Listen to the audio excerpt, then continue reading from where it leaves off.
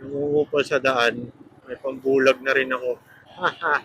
High beam headlight, low beam headlight. Pause muna tayo sa video about fuel consumption ng motor. And kahit pa paano kasi nagkaroon ako ng chance na makabili ng bagong headlight sa Cafe 400 natin. So yung binili ko is pang CP400 na headlight. Tinanggap ko na lang muna ng konti guys na 16 to 18. Okay na muna yun. Medyo tumipid naman yung motor natin kaya nagkaroon tayo ng extra pambili ng headlight at saka ng driving light. Ang hirap nung headlight ko dati guys, malabo. Tapos, pag may kasalubong tayo, bale wala yung high beam natin dun eh.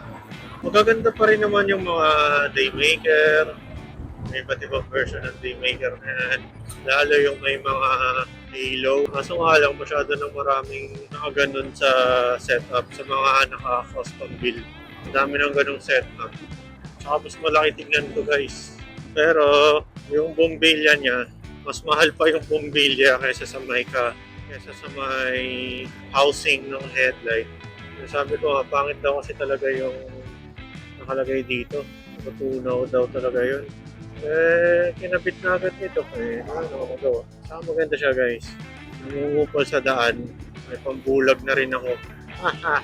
Yun talaga yung purpose ko eh. Ba't ako bumali na ito eh. Ba't ito yung inuuna kong ilagay. Kasi bulag na bulag ako lagi kapag gabi. Kasi kapag nag-ride ako, yung ilaw ko sobrang hina. Tapos parang naliliitan ako sa kanya. Or masyado siyang manipis. Yung diameter niya, halos parehas lang. Pero yung kapal, yung kasi nipis eh, parang ganito lang kanipis yun. Ito, ganito nakakapal. Marami tayong options na headlight. Una, pwede tayo mag-back to stock. Pangalawa, yung mga Daymaker na may halo, yung iba't iba design. Actually, yun yung gusto ko nung una. Yung may dilaw na halo. Kaso ang dami ko nakikita sa daan. Ang dami nang nakaganon. Gusto ko yung tsura niya guys. Tsaka mas malakas yung ilaw niya. Kaya pakita natin dun sa next paggabi na. Guys. So, welcome back. Ngayon, gabi na.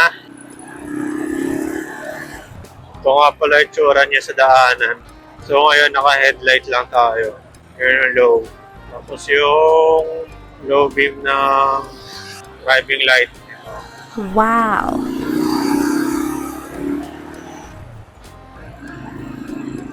Yung tsura niya guys. Low beam ng driving light. So, di na masyadong pansin yung sa headlight. Patayin natin yung headlight. Yan siya. Pag driving light lang. Kung may headlight, yan. So, dahil maliwanag naman, kahit yung headlight na lang, okay na eh. Tapos yung high naman niya, low and high kasi nakalagay dito eh, so wiring. Yan siya, yan o, aso. Switch niya ito, clamp type. So guys, ulawak nyo, palapad. And so kung mga nakastock kayo na headlight na Cafe 400 nyo, try nyo tong gantong projector bulb.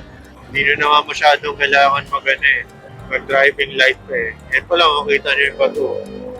Maliwanag pa dito sa tinadaanan ko. Malawak siya, malawak. Proven na maganda siya guys. Search nyo lang dyan, madami dyan sa Shopee or mga online shop. Search nyo lang H4 Violet projector light. Hindi naman siya nakakasilaw kasi hindi naman siya abot mukha. Ayun, hindi naman siya abot sa mukha ni Kuya naka-pedicab eh. May hati siya guys, may hangganan siya. Ayun, tingnan sa tricycle. Hindi maabot sa mukha ni Kuya. So, hindi siya nakakasilaw guys. Yung driving light, hindi ko lang alam. Maliwanag kasi, kaya hindi ko siya ginagamit pag city driving lang. Pero yung high niya, hindi masyadong malawak. Laki-laki, one way. Yun yung low beam. Ito naman yung high beam niya. Yung high beam. Siyang flashlight. Headlight with MDL low beam. Yung itsura niya guys. Mas mataas yung nasa headlight kumpara dito na sa driving light na yun. Yun siya. Try natin siya sa pader.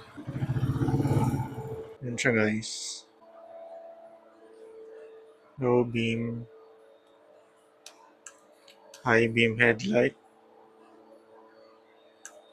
low beam headlight, high beam headlight, low beam headlight, low beam driving light, high beam driving light.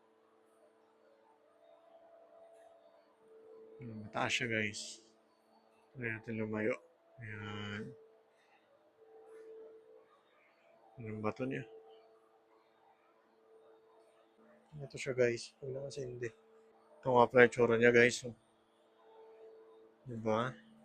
Mas classic na siya tignan lalo. Ah, mas malaki siya. Compare natin sa stock. Ayun na stock. Ito yung CB400. Halos parehas lang naman sila.